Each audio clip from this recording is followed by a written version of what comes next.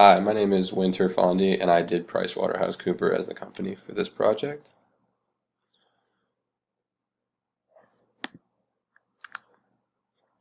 Okay, a little background about the company.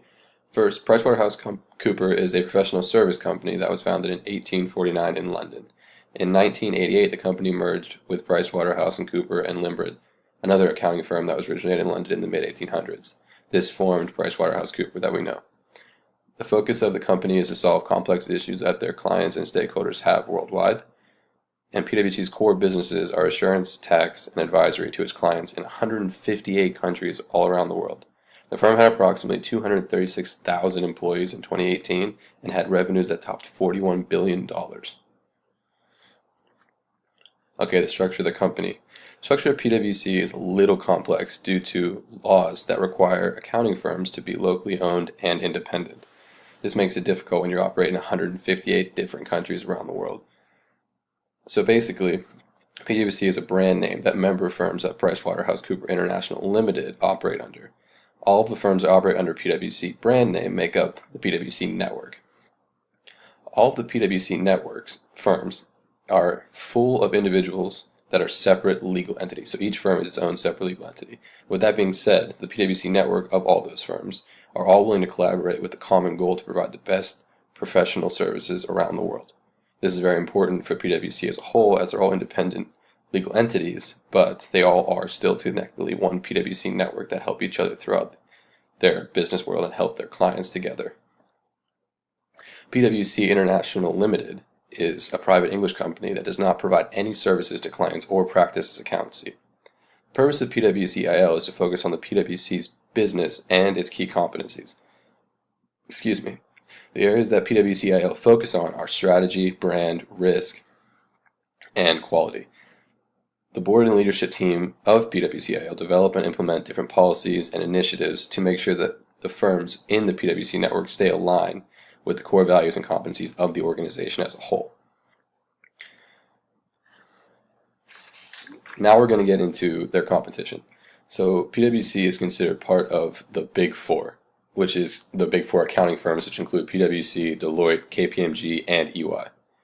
Deloitte is the only company that is ahead of PwC in revenue, and they outperformed them last year by $2 billion, while KPMG and EY are close behind, but they're still $10 billion behind PwC and Deloitte, and therefore Deloitte is their biggest competition.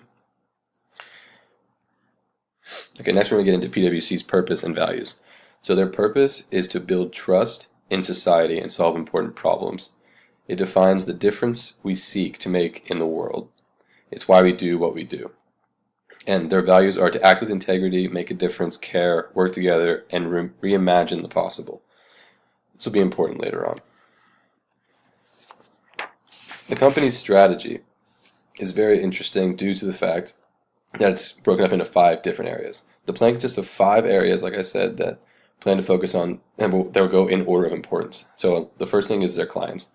This is because the firm puts the clients at the forefront of their growth strategy in order to strengthen the relationship they have with their clients. They do this through a commitment to increasing the customer's feedback and through assuring that the firm continues to offer innovative solutions for their clients' problems. And this is important to keep them ahead of their competition, KPMG, EY, and Deloitte. The second part of the growth strategy is focusing on technology. This is due to the massive technology push in the entire world that we are all going into right now. The firm wants to stress sustainability and profitable growth, and they want to do this through innovative business. The firm plans to continue to invest in technology in order to assure that the firm's growth in the world where technology is constantly advancing, and they don't really know how far it's going to go, and that is important why they want to keep investing in technology to stay at the forefront of the industry. The third aspect of the firm is the third aspect of the firm's growth strategy is based around empowering its people. The firm wants to create an environment that allows its employees to have a flexible mindset and the ability to be an agile workforce. Therefore, they can focus on solving clients' problems rather than doing tedious work and other things like that. The fourth part is digital advancement, which kind of goes along with technology, but PwC wants to be compatible with technology and innovation throughout all PwC network and for its clients. The firm wants to tackle the technology revolution head on and through understanding the challenges it brings, but also the benefits that technology can bring with it. Lastly, the firm wants to be able to have strong relationships with the government, with regulators, the public, and businesses. The firm plans to do this through leading by example in order to show everybody the company's standards and the core values of the company. Overall, through these different aspects of the PwC growth strategy, the firm has been able to stay ahead of its competitors, and with their core commitment of the firm to be able to constantly innovate, this has allowed them to be able to find innovative solutions for their clients. The next thing I did was dive into a pestle analysis on the company. So for economic, I'm going to skip a couple of them just due to time frame. For economic is the economy is supposed to double by 2032 around the world and again by 2050. Therefore, as you can see in this graphic, it's going to change the GDP of a lot of different areas and countries around the world. China's growing, US is kind of dropping, EU's dropping, India's growing massively, even surpassing the US. And this is very important information for them to know due to the fact that they're going to affect how they do business. Knowing that they're in these countries and they're doing this, they need to be able to pay attention to it. Therefore, this is very important. All right, the next thing I want to talk about is the social aspect of the pestle analysis.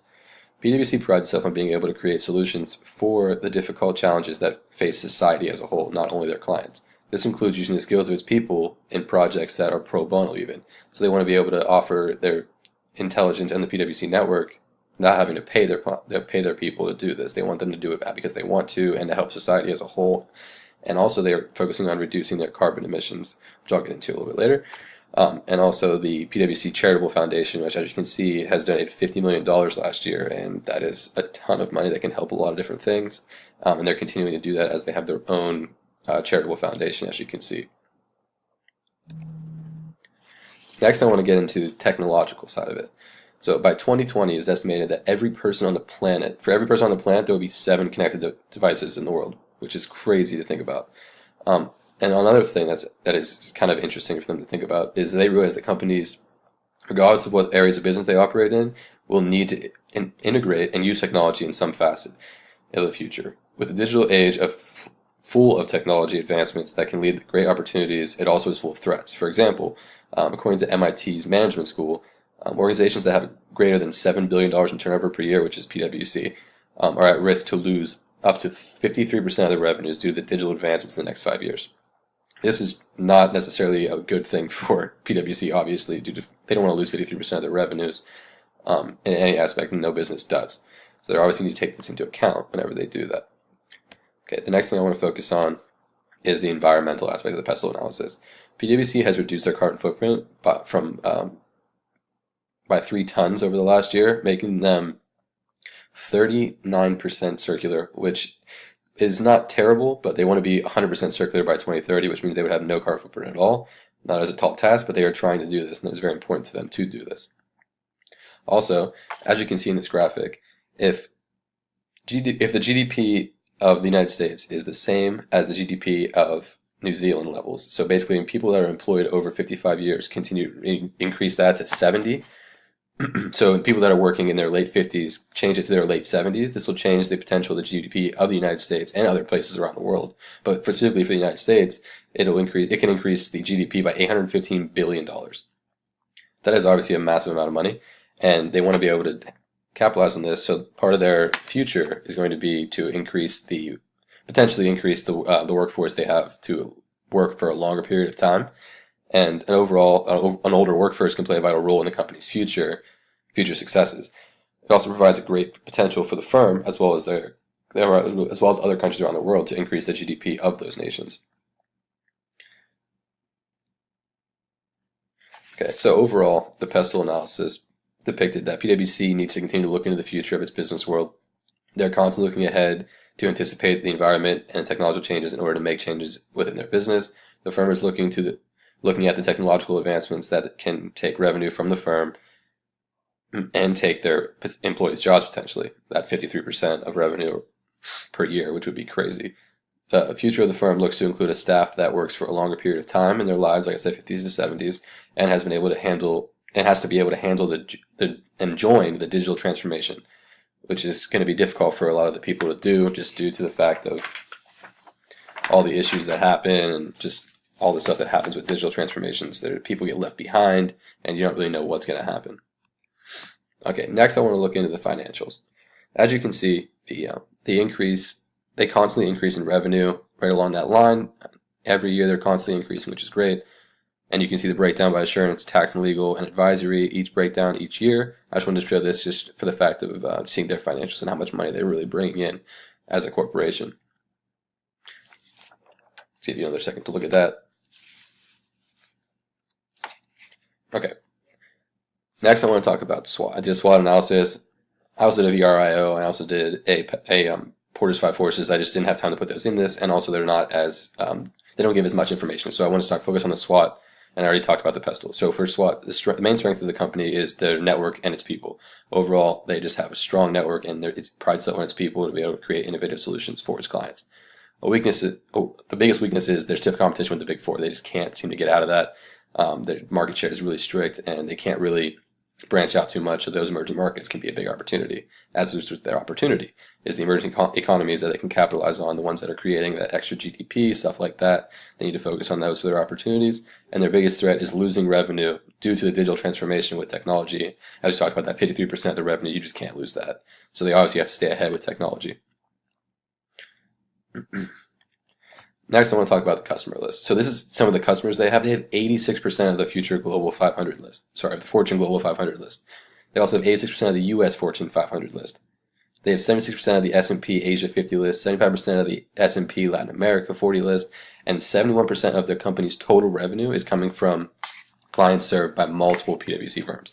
This is a crazy amount of their thing. So obviously their network is huge, very important to their business. They talk to each other, they collaborate, they help each other find solutions that are innovative for their clients in order to keep them loyal to them. As you can see, they have a massive amount of people in the big companies that are loyal to them due to their amazing performances and stuff, and just constant innovative solutions that they're creating and working together to create those things. The PwC network is vital to keep these loyal customers with them. Okay, now I'm going to get to the strategic issue. Through performing a thorough strategic analysis of PricewaterhouseCoopers, it is clear that they are a driving force atop the professional service industry and around the world. Through all these forms of analysis, it is also clear that the company has a strategic issue that their current network of employees will not be able to be compatible with the digital transformation and technology that they are anticipating to come in the future. Their employees are highly intellectual, but they do not have the background in technology, and this can prove to be an issue for the company going forward. Although the company is great at anticipating the technological future is coming, it does not seem to have a clear solution or strategic solution to combat this specific issue. The PwC network of employees is their most important strength and value, and therefore they need to focus on the strategic issue in order to prevent their people from being left behind during technological future that is happening in the business world today. Okay, so my recommendation for them, my recommendation for PwC is to tackle the strategic issue is to tackle the strategic issue that would need to be implemented as soon as possible in order to assure that the best opportunity for the company and its employees be the forefront of the industry in the foreseeable future. PwC should offer its employees the ability to take classes offered by the firm that teach them different softwares and allows them to create innovative solutions through automating processes that they have throughout the firm. And this is to automate processes that are tedious and super time consuming, allowing them to be an agile workforce and think and implement solutions like they want to be able to do in the first place. But through teaching these classes, they can give them the opportunity to automate these processes through learning technology and softwares, which is very important for the future to keep them employed as well as keep the business at the forefront. And then you can incentivize them by if the employees create these softwares after learning, they can also get money from the commissions based on. So if the created automated process is beneficial to the company and saves them money, then that money that is saved, a commission of that can be given to the person that created the software. This is something that can happen very, very easily, and it will help empower the PwC network and allow the business to move forward and be a very productive business in the future. This strategic solution will give the employees the capabilities, like we said, to empower them and give them meaningful work and not let them be left behind in the dust with this digital transformation. And that'll be very important for PwC in the future for their company. I just want to thank you, and I hope you guys enjoyed the presentation. These are my references. Have a good day.